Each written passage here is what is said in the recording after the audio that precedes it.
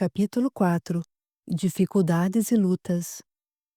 O tempo avançou com seu ritmo impiedoso, porém seguiam ensinando a sabedoria do esperar operante.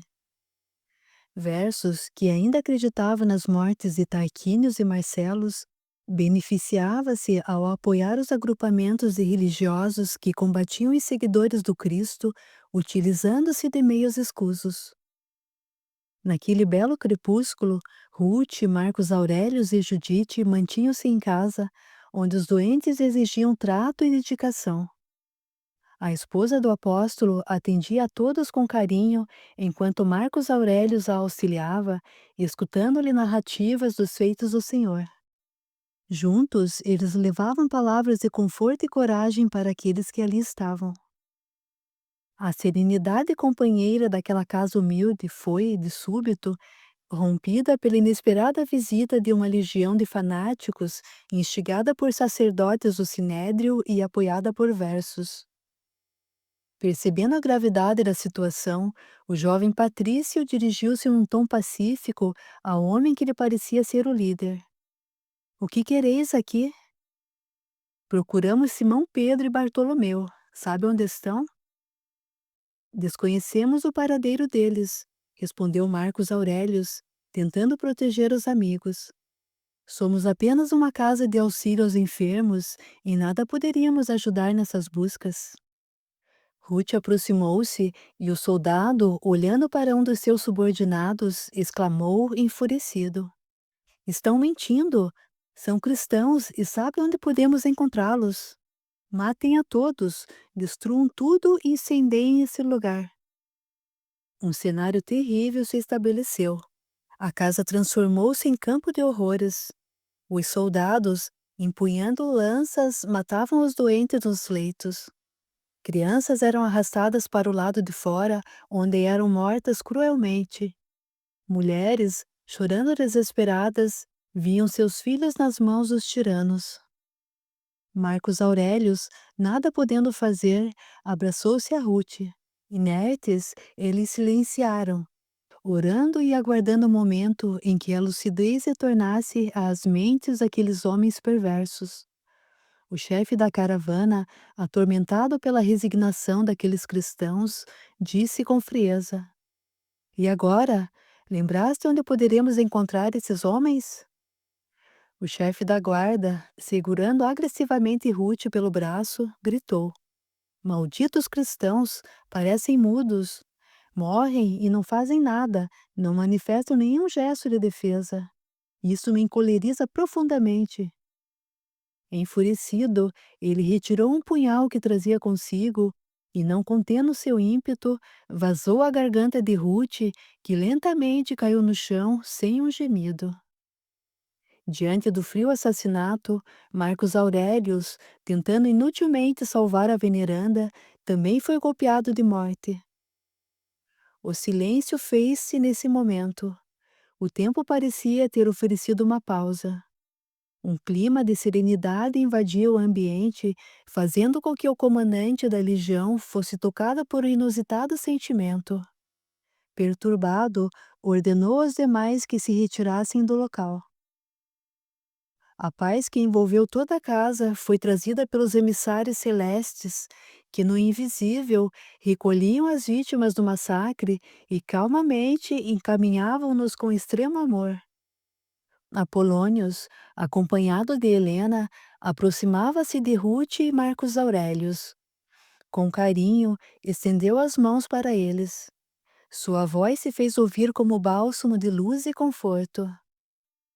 "Levantai-vos, amigos de Jesus. Aqui está encerrada mais uma fase da tarefa que o Mestre vos confiou. É hora de atravessardes os portais da terra. Jesus vos espera. Bem-aventurados aqueles que sofreram e venceram dignamente a luta contra o mal, pois acreditaram no reino de amor prometido pelo Mestre." Ruth, reconhecendo o rosto meigo de Helena e em especial o de Apolônios, abraçou-os com amor, enquanto Marcos Aurelius mantinha-se em choro sentido. Percebendo que o amigo aproximava-se, o patrício começou a dizer: Não tenho merecimento para entrar no reino de Deus. Trago sobre os meus ombros o peso das mortes que causei nas demonstrações egoístas do meu coração. O Senhor não poderá perdoar-me, pois eu mesmo não me perdoei. Por mais que trabalhe em nome de Jesus, como limparei minha consciência? Com coragem, disse paternalmente o emissário celeste. Jesus chamou a muitos para serem seus seguidores e jamais desamparará aqueles que lutam incessantemente para corrigir os erros outroras cometidos. Deus já preparou as oportunidades para a redenção dos seus filhos. Confia no amor celeste para que possas, em plenitude, seguir os caminhos que ele reservou para ti. Muitos sacrifícios hão de surgir. Saibamos compreendê-los, pois eles serão os degraus iluminados para conquistarmos a liberdade da nossa consciência. Ainda envoltos por essa paz, Apolônios abraçou o jovem, enquanto Esther aproximou-se e candidamente deitou-lhe um ósculo na fronte cansada. Segurando-lhe as mãos, ela disse: Vem conosco, estás livre das tormentas momentâneas. Estamos unidos sob a luz do Senhor e com ela nossos sonhos se descortinam para o novo mundo. Coragem, agora estamos juntos, assim como todos os amigos aqui presentes. Coragem para renascer e sentir a bênção do Senhor sobre os nossos corações. E confortando-o em seus braços, seguiram, confiantes e esperançosos em Jesus. Todas as vítimas daquele massacre foram encaminhadas pelos emissários de Deus para o verdadeiro mundo da misericórdia celeste, finalizando mais um ciclo de lutas. Naquele mesmo dia, o sol deitava-se no horizonte, quando o apóstolo e os patrícios retornavam da difícil viagem, caminhando pela estrada. Já vislumbrava a casa humilde, de onde estranho e tímido sinal de fumaça atingia o horizonte, quando um menino correu ao encontro deles e disse, quase sem fôlego: Tua casa foi invadida por um grupo de religiosos e legionários. Fui o único que conseguiu fugir, os demais não tiveram a mesma sorte. Todos estão mortos. Onde está meu filho? O que aconteceu a Ruth? Perguntou Marcelos em visível desespero. Não sei, senhor. O chefe da guarda gritava, dizendo que procuravam Simão Pedro e Bartolomeu. Nesse instante escondi-me e então começou o martírio. Não será seguro voltarmos para casa. Ela pode estar sendo vigiada, disse Marcelos, demonstrando sua experiência militar. Meus irmãos, respeitemos os desígnios de nosso Deus. Encaminhemo-nos para lá, não há ninguém nos vigiando, disse o apóstolo, levando ao rosto as mãos emagrecidas para secar as lágrimas. Seguiram em passo rápido e, quando se aproximaram, constataram que as marcas do ocorrido estavam presentes em todos os lugares. As notícias do massacre já haviam chegado até o conhecimento de Pedro. Homens haviam sido encaminhados para lá por solicitação do ex-pescador e de Mateus para sepultarem os corpos em exaustivo trabalho. Tarquínios aproximou-se de um dos trabalhadores do bem e perguntou: Sabes onde estão Ruth e Marcos Aurelius? Senhores, compartilhamos de vossas dores. Esperançosos que regressassem em breve e sabendo o quanto se amavam em nome de Jesus, recolhemos seus corpos e os deixamos separados para posteriormente procedermos ao sepultamento. Com rapidez, se aproximaram-se do corpo da veneranda, que estava junto ao de Marcos Aurelius. Marcelos, chorando desconsolado, abraçou o filho, levando-o junto ao peito e tentando transferir-lhe a força da vida que lhe transbordava das lágrimas. Tarquínios observava o ambiente silenciosamente, não escondendo a tristeza que sentia.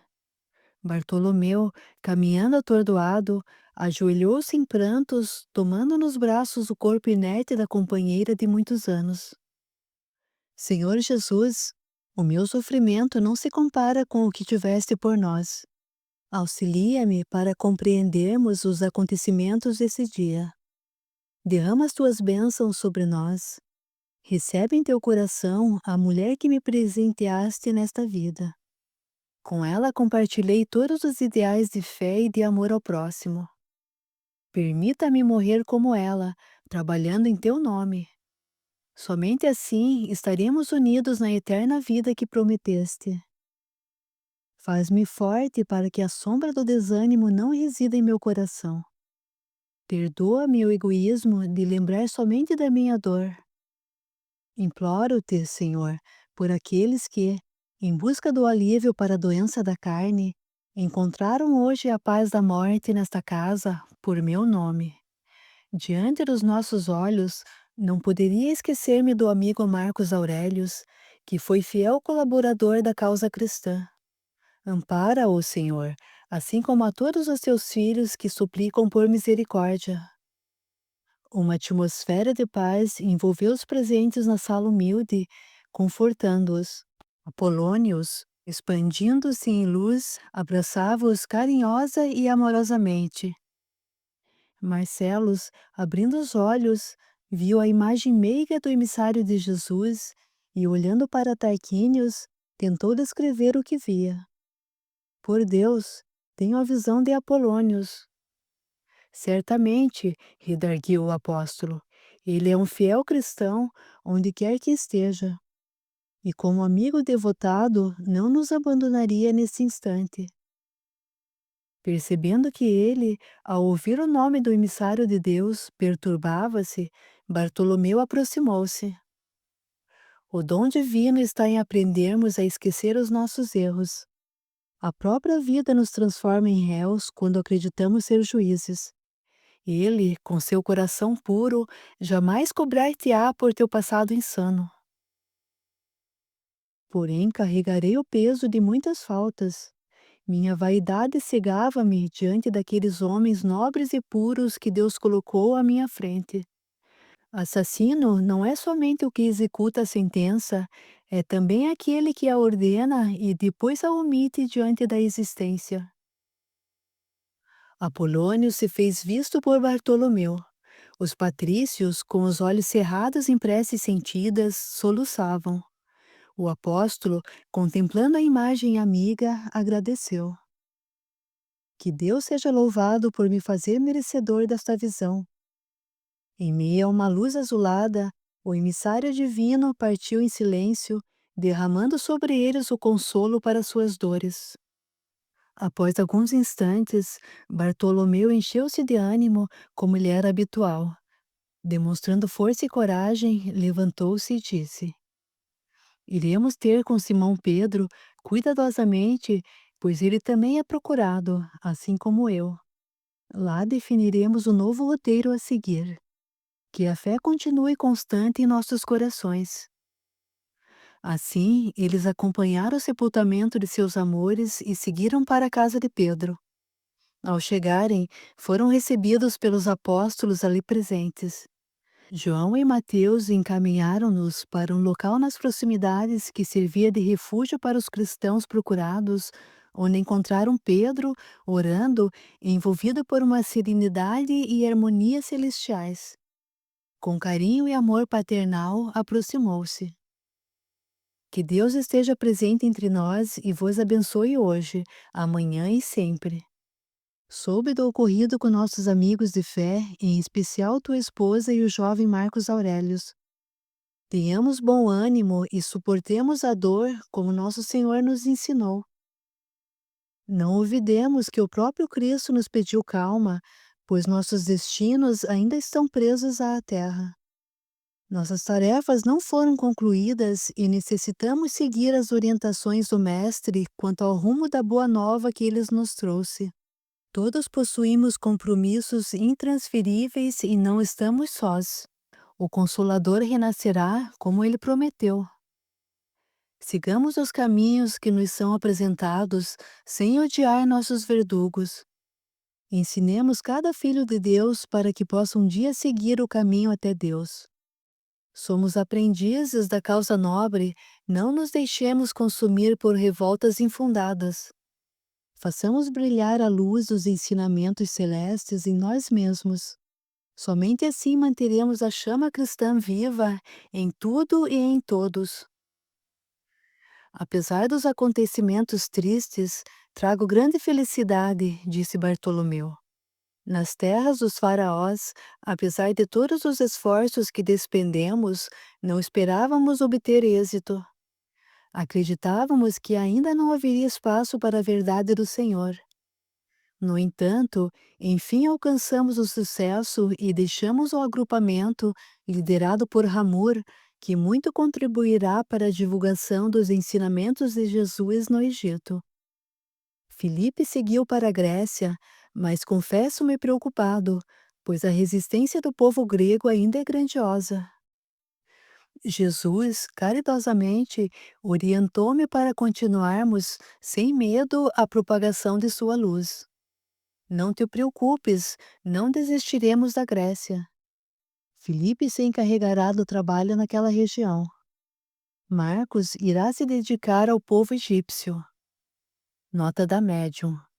No livro História Eclesiástica 2, Eusébio de Cesareia narra que Marcos foi o primeiro a ser enviado ao Egito para pregar o Evangelho, vindo a morrer em martírio na qualidade de primeiro patriarca de Alexandria. Este Marcos dizem que foi o primeiro a ter sido enviado ao Egito e que ali pregou o evangelho que ele mesmo havia escrito e fundou igrejas, começando pela própria igreja de Alexandria. Surgiu ali, logo de início, uma multidão de crentes, homens e mulheres, com um ascetismo ardente e conforme à sabedoria. Fim da nota. Outros estão sendo preparados para seguirem até Corinto e depois a Roma. Além do mais, nossos amigos, em nome do cristianismo, enfrentam as leis estabelecidas pelo Sinédrio e bem sabes que os textos que carregas, as novas revelações, foram destinados a outros povos. Os escritos continuam sendo grafados com amor e dedicação pelas mãos amigas de Tarquínios, sob minha orientação. O mestre ordenou que neles eu propagasse que a vida permanece além da morte. Ele ensinou-me que somos filhos de diversas vidas. Necessito continuar a tarefa a mim determinada, mesmo que esses textos entrem em confronto com outras escrituras. Esses escritos têm causado muitas discussões entre os apóstolos. Os únicos que aceitaram sem duvidar foram Mateus, Filipe e André. Esse é um dos motivos por que eles também não foram compreendidos. Muitos defendem a ideia de que informações ali contidas não devem ser propagadas. Isso tem causado certa divisão de opiniões, o que é difícil de controlar. Apesar de acreditar em todas as linhas de que tomei conhecimento, confesso-te que as revelações que propagas são joias raras e não podem ser ostentadas em coroas daqueles que ainda não compreendem o valor de um reinado. Compreendo as posições dos amigos da causa cristã e não quero semear a divisão, a discórdia. Minha missão apostólica não se concentra aqui. Seguirei minha estrada com meus companheiros. Tens um bom coração. Estamos unidos por um mesmo ideal e por ele devemos permanecer confiantes, sem desvirtuarmos a rota de nossas estradas. Porém, confesso-te que temo que entre nós, seguidores de Jesus, o personalismo fale mais alto que a força das leis do Senhor. Percebo que dogmas e vícios estabelecidos pelo Sinédrio lentamente ganham espaço entre as leis de amor estabelecidas pelo Mestre. Ainda assim, com paciência, luto para impedir o avanço dessas culturas entre nós, apesar da dificuldade ser grandiosa. Respirando profundamente, concluiu: Bem sabes que aqui não encontrarás o apoio de que necessitas. De fato, será melhor que sigas outros caminhos. Buscando alívio para a dor da perda da sua amada e do amigo, Bartolomeu disse: Não pretendo turvar os ensinamentos genuínos do nosso Senhor. Tampouco quero atribuir-me méritos pelo trabalho que realizo, pois sei que não os mereço. Estes humildes escritos que carrego têm a função de registrar que não há morte e demonstrar que a vida permanece depois de cerrarmos nossos olhos para a terra e que podemos retornar em outros corpos, renascendo em novas existências até um dia atingirmos a perfeição. Nesta vida além da cruz, o olhar do Cristo fulgura vivo, e é essa verdade que o Senhor deseja que seja propagada para que seus seguidores em gerações futuras saibam que Ele é realidade e continua entre nós. Rogo-te que compreendas a minha posição. Não me olhes tal qual um covarde, pois covarde fui quando reneguei o Senhor. Não me omito, mas devo permanecer imparcial diante dos amigos. Todos são meus bem-amados, a quem devo respeitar, porque a cada um de nós foi designada uma região para propagarmos a boa nova e uma missão particular. Meu amigo, creia, não te julgo pelas tuas decisões e jamais olharei para ti acusando-te de covardia. Compreendo-te, pois és o equilíbrio do movimento e não poderás ser propenso a ninguém, a não ser ao Mestre Jesus. Sinto que a ti foi reservada a difícil tarefa de ensinar o desconhecido mundo invisível e fazer-te entendido, construindo todos os teus ensinamentos sobre os alicerces de nossa crença. Abraçando o apóstolo, o ex-pescador disse: é necessário auxiliarmos os trabalhos iniciados na Índia. André encontra-se naquelas paragens, trabalhando arduamente para a manutenção da fundação cristã ali iniciada. Ele, ao certo, ficará feliz com a tua contribuição. Se é um desígnio do Senhor, disse Bartolomeu, repousando a destra no ombro de Pedro, agradeço a confiança. Seguiremos rapidamente para nossos destinos. Que Deus permita nos encontrarmos novamente. Ao certo, nos reencontraremos, seja na terra ou no mundo espiritual. Fomos escolhidos por Jesus e, diante dos nossos olhos, reconhecemos esses dois discípulos, Tarquínios e Marcelos. Esqueçamo-nos de nós mesmos ou dos nossos interesses particulares e sigamos o caminho, apacentando o rebanho de Deus que está entre nós. Nota do autor espiritual.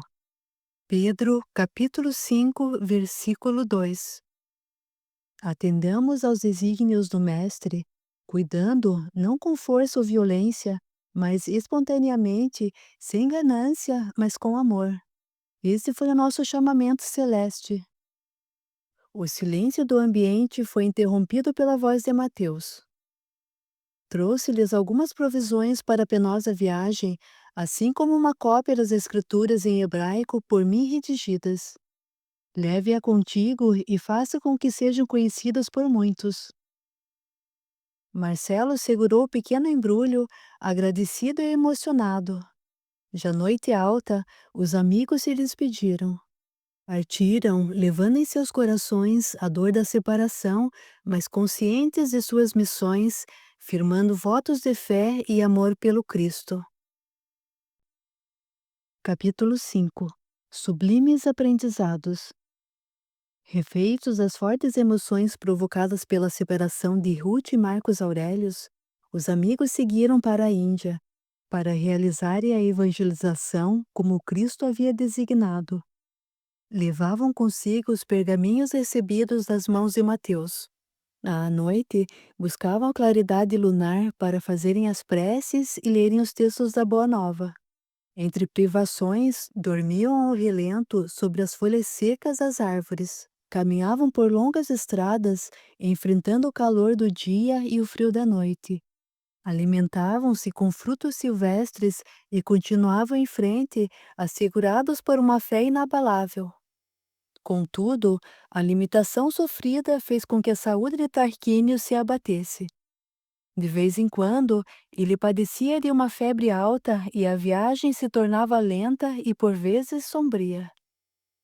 Após dias de viagem, quando adentravam a cidade da Babilônia por uma estrada empoeirada, sob um sol inclemente, o patrício, não suportando o martírio do corpo que ardia em febre, caiu no caminho inconsciente.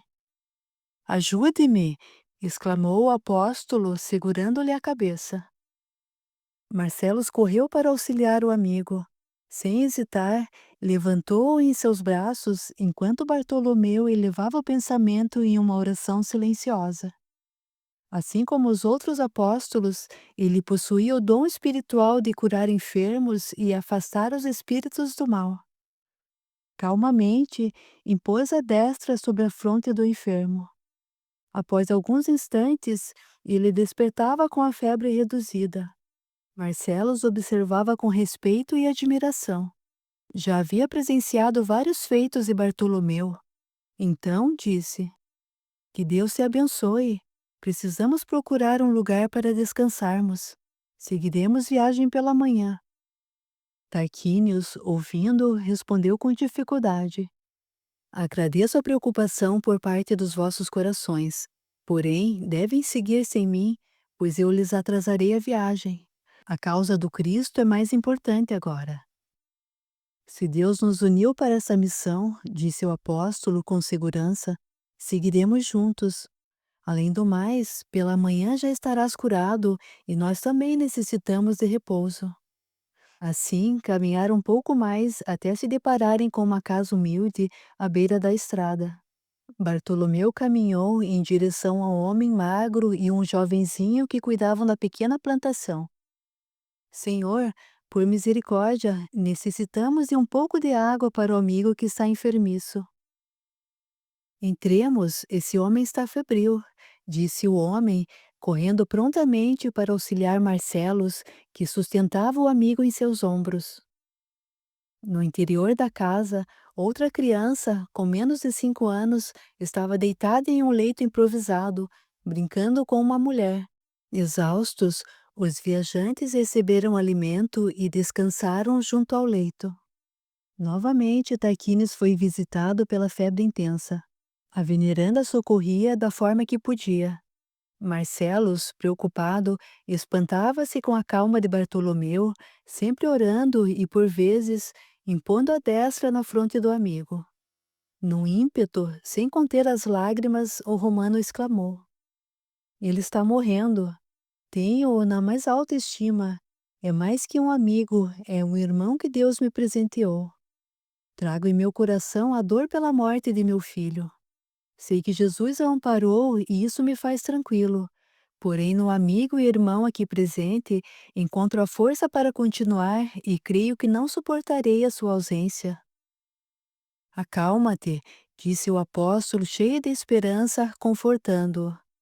É necessário paciência, é preciso mantermos-nos fiéis ao Senhor e aprendermos a esperar a passagem da provação momentânea, pois ela é importante para a nossa purificação. Aprendamos a conviver com a dor sem esmorecimentos, aurindo desses instantes a coragem para continuarmos. A noite descia rapidamente. A febre aumentava e Tarquínios caiu em sono profundo, entrecortado de delírios. No silêncio do aposento, eles não saíam do seu lado, confiantes na fé e nas orações. Eis que todos foram envolvidos por uma paz inexplicável. O enfermo, liberto do corpo ulcerado, como em um sonho, viu-se em leito humilde, porém confortável. Nesse instante, Apolônios aproximou-se. Meu filho amado, disse com voz serena, fortifica-te para seguires o caminho que Jesus indicou. Resiste aos sofrimentos da carne e busca a coragem na própria alma. A tua tarefa junto ao cristianismo nascente ainda não se encerrou e permanecerá além do teu entendimento limitado de agora. Retorna aos teus afazeres, pois o suplício do corpo é instrumento necessário de purificação. Não desistas agora. Segue o caminho designado por Deus. Levantando-se com dificuldade, o patrício contemplou a luz de Apolônios e, em lágrimas, levou as mãos ao rosto envergonhado. Como podes ter misericórdia de mim? Não detenhas tua mente em sombrios vales de lamentação por ocorrências passadas. Como poderia deixar de amar-te? Foi por Jesus Cristo e pelo seu movimento que voltei à terra. O Mestre nos ensinou o valor do perdão. Sigamos com seu exemplo. Somos únicos. Mesmo que voltássemos à vida e amássemos profundamente alguém, temporariamente revestidos por indumentárias diferenciadas por vidas e vidas. Estive e estarei sempre contigo e com meus amores. Helena, Marcelos, Esther e Raquel. Queria poder suplicar perdão àquela que um dia foi minha esposa. Onde estará agora? Porque, quando me refiro a ela, sinto-me qual um filho que se refere a uma mãe amorosa e não a mulher que lhe compartilhou a existência. Nesse momento, sei que será difícil compreenderes as relações de amor que ela, assim como eu, vinculamos a ti e a Marcelos. Ambos são os frutos de nosso eterno amor. Saiba que o amor tudo perdoa, em especial quando falamos do sentimento que manifestamos por nossos filhos, mesmo que eles estejam em temporário estado de sofrimento e ignorância. O que dizes? Tu e ela foram meus pais e de Marcelos? Como isto pode ser? Pelas leis de Deus, somos viajantes do tempo e viemos de um pretérito distante. Helena foi, um dia, minha esposa adorada, essência de amor primada nos conceitos verdadeiros que firmavam em nossos corações a felicidade celestial. Um dia fomos agraciados por 2 filhos. Hoje, tu e Marcelos. Como não somos resultados de uma única existência, tu e teu irmão foram convocados ao sublime retorno ao chão. Assim sendo, quando vimos nossos amados filhos nas estradas do mundo, renunciamos aos sentimentos de luz que nos une para podermos estar, em condições temporariamente missionárias, ao lado de ambos, acompanhando-lhes os passos sem modificar os compromissos que assumiram. Todavia, nossos objetivos eram direcionar-lhes as rotas de Jesus. Assim, ela saiu da condição de mãe amada para a roupagem passageira de esposa, para que pudesses encontrar, no cristianismo, a fonte apostolar de teus dias.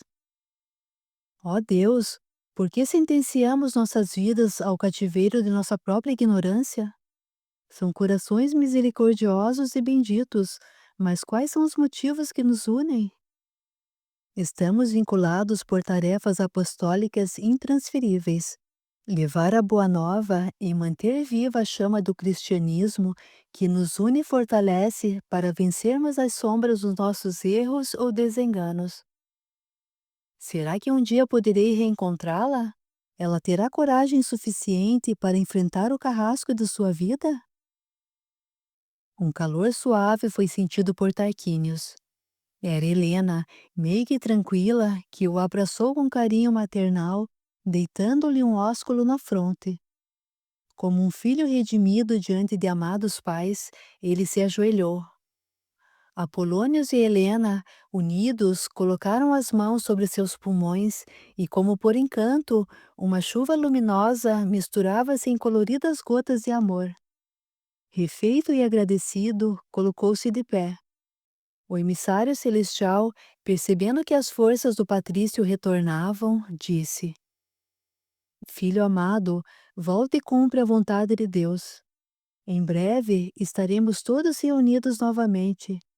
Todavia, volverás levando desse encontro somente as impressões de paz e coragem para recomeçar. Com doçura, aquelas imagens cândidas desapareciam diante dos olhos de Tarquínios, por entre uma bruma suave. Após alguns instantes, ele despertava novamente para o mundo completamente restabelecido. Que Deus seja louvado, gritou Marcelos. Eu sabia que não nos deixaria agora. Jamais te vi desistir. Bartolomeu, por sua vez, disse: Agora compreendo por que Deus chamou a ti. És forte. A fé que um dia adormeceu em ti despertou com vigor e coragem. Sigamos com ânimo o caminho que nos aguarda. Pela manhã, se estiveres melhor, continuaremos a viagem. Sinto-me bem, restabelecido para continuar. Sonhei com Apolônios e Helena. Deus deu-me esse presente. tenho menos que retribuir com trabalho. Assim, Tarquínios refazia-se em um repouso sereno.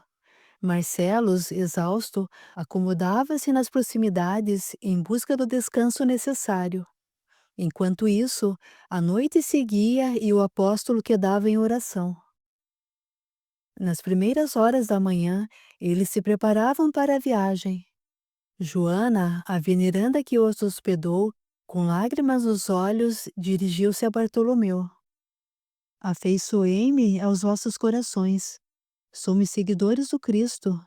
Porém, devido às perseguições, José, meu esposo, pediu para que não comentássemos nada com ninguém. Conheço-te, és apóstolo do nosso Mestre. Filha, as tuas lágrimas sofridas necessitam de consolo. O que aflige teu coração? Convertidos, sempre ouvíamos as pregações proferidas pelos seguidores do Senhor. Em uma dessas reuniões a que assistíamos, chegaram alguns fanáticos religiosos e espancaram-nos. Desde aquele triste dia, nosso pequenino não caminha mais. Meu esposo tem um amor imenso por nosso filhinho. Acompanhando-lhe o sofrimento, revoltou-se, atribuindo aos golpes brutais lançados sobre os cristãos a culpa de todos os nossos martírios. Então, para que não houvesse mais derramamento de sangue em nossa família, viemos para cá. Rogo-te, coração bendito, olhai meu filho inválido, pois sei que Jesus atua por meio de ti. Bartolomeu, ouvindo-lhe a história, não perdeu tempo. Dirigindo o olhar para os companheiros que o apoiaram, aproximou-se do pequeno, dizendo: Senhor, fazei-me teu instrumento. Diante das tuas soberanas leis, nas demonstrações de fé desta mãe e no calor do teu abençoado coração, faça cumprir a tua vontade. Estendendo as mãos para o menino e auxiliando-o, disse: Meu jovem, levanta-te. O menino colocou-se de pé. O esposo de Joana estava parado à porta e, ao presenciar o ocorrido, lançou-se de joelhos. Perdoa-me, duvidei do poder divino. Achei que o Mestre havia nos abandonado. Amaldiçoei os cristãos e silenciei, sem proferir uma oração em louvor a Deus. O apóstolo, segurando-lhe os braços emagrecidos, levantou-o. Em todos os momentos das nossas vidas, estaremos sendo testados para que a nossa fé se fortifique.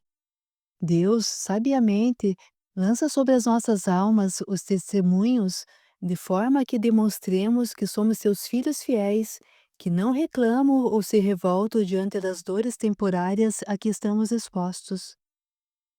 Nosso Mestre jamais nos abandona. Nosso martírio não é comparável ao seu sofrimento na cruz. Antes de acreditarmos que nossa dor é superlativa, atendamos ao chamado celeste. Prossigamos com amor no caminho que, por vezes, apresenta-se entristecido e vazio. Cada um de nós está devidamente preparado para fazer com que a força da fé verta das próprias almas, mesmo quando estamos enfraquecidos pelas dores diversas do mundo ou quando silenciamos agoniados devido às perseguições de um poder incompreensível. Somos filhos de Deus. Não importam as ocorrências, continuaremos sendo suas criações. Em nosso peito tem que haver o amor profundo para, sabiamente, seguirmos os passos de Jesus. Com esperança, acreditando no amanhã, sem jamais abandonar a missão que Ele mesmo conferiu a cada um de nós. Aquelas palavras ecoavam no ambiente pequeno com clareza e sabedoria. Todos silenciaram enquanto o pequeno, livre da enfermidade, tomava, emocionado, a mão de Bartolomeu e depositava-lhe um ósculo em reconhecimento. Os divulgadores da Boa Nova seguiram pela poeira da estrada, tocados pelo poder da esperança, marchando firmes em direção à tarefa que Jesus lhes havia confiado.